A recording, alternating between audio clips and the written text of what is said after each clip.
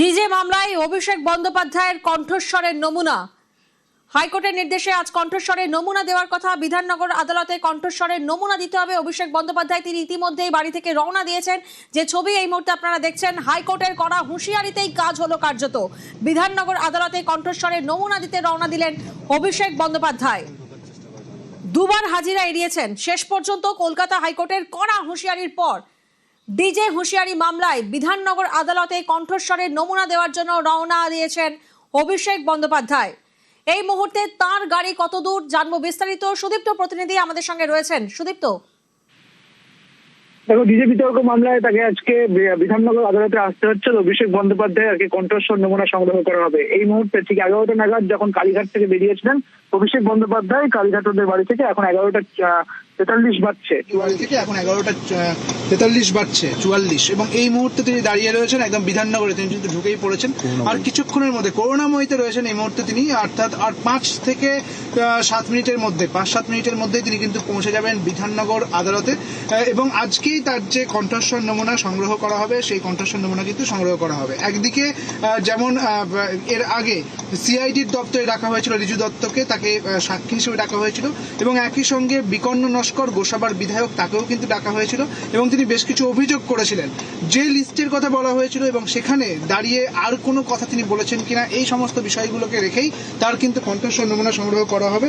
এবং আর মাত্র 5 থেকে 7 মিনিটের মধ্যেই এই করুণাময়ী থেকে বিধাননগরের যা দূরত্ব বিধাননগর আদালতের, তা কিন্তু এই 5 থেকে 7 মিনিট মতো টাইম লাগবে। যদিও এখন এই মুহূর্তে যানজট রয়েছে, সেই কারণে একটু সময় লাগছে। তার কারণ তার যে আগের সময়, অর্থাৎ তৃণমূলের শাসনকালে যে কনভয় তিনি ব্যবহার করতেন, অর্থাৎ অভিষেক বন্দ্যোপাধ্যায় যে রাজকীয় কনভয় ব্যবহার করতেন, সেই কনভয় কিন্তু এখন নেই। তাকে কিন্তু ট্রাফিক মেনেই তারপর চলতে হচ্ছে, কার্যত তার সময় লাগছে। এবং এখন দেখা যাচ্ছে তিনি করুণাময়ীতে রয়েছেন। করুণাময়ী থেকে বিধাননগর আদালতে পৌঁছতে তার আর মাত্র 5 থেকে 7 মিনিট সময় লাগার কথা, এবং সেই সময়ের মধ্যে তিনি কিন্তু পৌঁছে যাবেন। এবং আজকেই কিন্তু ঠিক আদালতের নির্দেশ মতোই আজ 15 জুলাই আজকেই তার কণ্ঠস্বর নমুনা সংগ্রহ করা হবে। সিআইডি আধিকারিকেরা থাকবেন, ম্যাজিস্ট্রেট থাকবেন, তাদের সামনেই তার এই কণ্ঠস্বর নমুনা সংগ্রহ করা হবে। একেবারে সেই ছবি এই মুহূর্তে আমরা দেখছি বিধাননগর আদালতের পথে অভিষেক বন্দ্যোপাধ্যায়। অন্যদিকে বিধাননগর আদালতে কড়া নিরাপত্তা ব্যবস্থা। ডিজে মামলায় অভিষেক বন্দ্যোপাধ্যায়ের কণ্ঠস্বরের নমুনা ইতিমধ্যেই বিধাননগর আদালতের পথে অভিষেক বন্দ্যোপাধ্যায়। পাশাপাশি আদালত চত্বরে ঠিক কি ছবি দেখবো বিস্তারিত, জানবো বিস্তারিত। অনুপ প্রতিনিধি আমাদের সঙ্গে রয়েছেন। অনুপ, দেখো, অভিষেক বন্দ্যোপাধ্যায় কিছুক্ষণের মধ্যেই তিনি একেবারে আদালত কক্ষে এসে পৌঁছে। বিধাননগর পুলিশের পক্ষ থেকে বাইরে নিরাপত্তার ব্যবস্থা করা হয়েছে, সেই ছবি একবার দেখানোর চেষ্টা করব। যে র্যাব মোতায়েন করা হয়েছে, ডিসি উচ্চপদস্থ আধিকারিক তারা রয়েছেন, এবং এইভাবে নিশ্চিত নিরাপত্তার ব্যবস্থা করা হয়েছে। কারণ মিনিট 5-এর মধ্যে অভিষেক বন্দ্যোপাধ্যায় তিনি বিধাননগর আদালত সেখানে এসে পৌঁছবেন। অভিষেক বন্দ্যোপাধ্যায়কে এর আগে 2বার ডাকা হয়েছিল, তিনি কিন্তু তখন এড়িয়ে গিয়েছিলেন।